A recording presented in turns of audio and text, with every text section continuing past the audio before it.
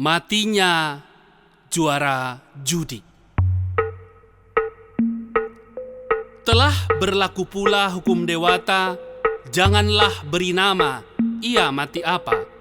Dengarlah ceritanya, cerita orang tua-tua, kusampaikan pada pembaca. Di seluruh negeri terkenal ia juara, juara yang selalu menang dan orang mengalah saja. Mendengar segala ceritanya, tiada yang berani, tiada yang mau membantah kata-katanya di kedai-kedai ketika minum tuak garang. Selain juara, ia pemburu pula.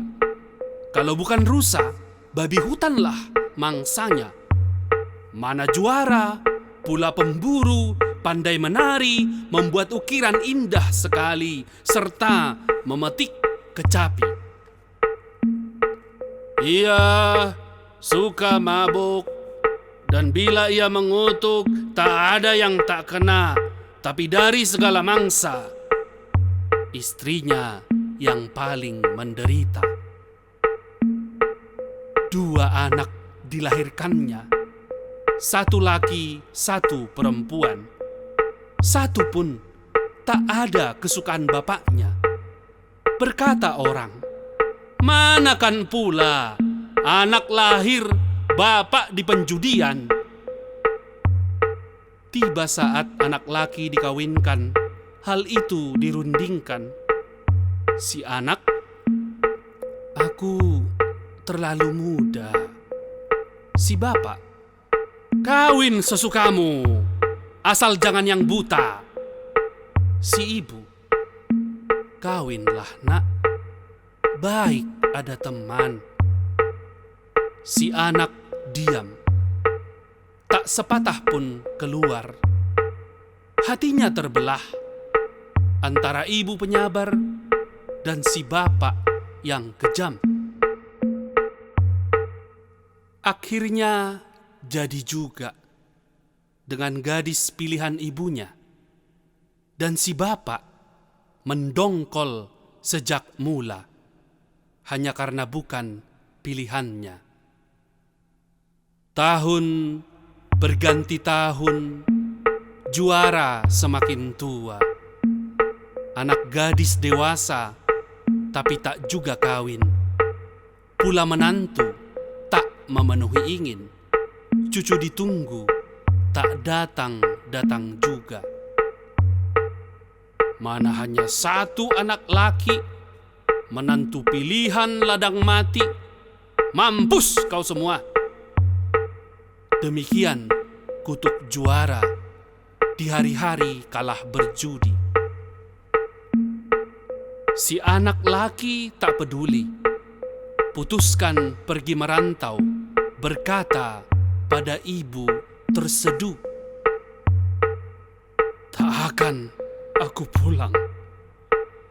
Jangan ditunggu, atau bapak harus mati.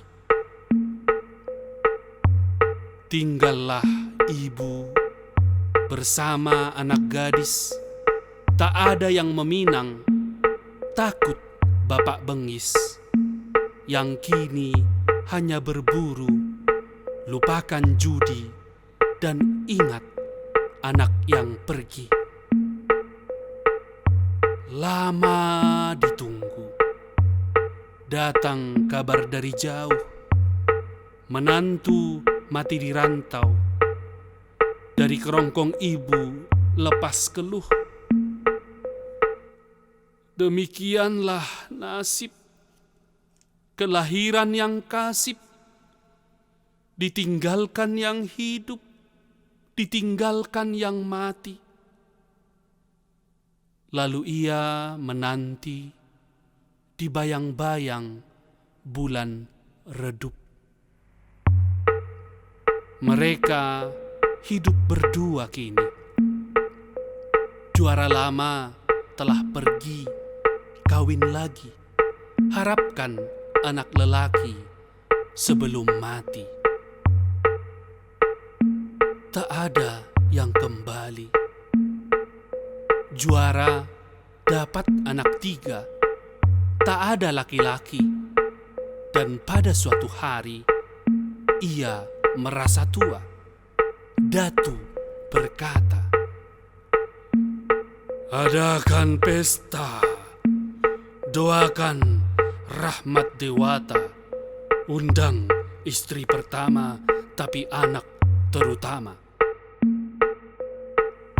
Juara dengan hati berat kirimkan surat, minta datang anak dan istri, lalu ia menanti. Pesuruh pulang, bawa berita bertentangan. Anak datang, anak tak datang. Hati juara dirundung kesangsian, mungkin datang, mungkin tidak. Dan supaya lupa, ia pergi berburu. Di hari anak ditunggu, mungkin datang, mungkin tidak. Ia berburu di lereng gunung di luar kampung, sepanjang hari ia menanti. Menjelang malam hari, di kampung tiba anak istri. Juara tak tahu, asyik berburu. Di malam hari ia digotong, dada berlumur darah, berkata orang, tak dapat lagi ditolong, ajal menuntut sudah. Lalu dibaringkan di tengah rumah, dekat anak dan istri, lama dinanti, lalu mati. Kembali sudah, kembali juara. Juara pulang dari berburu rusa.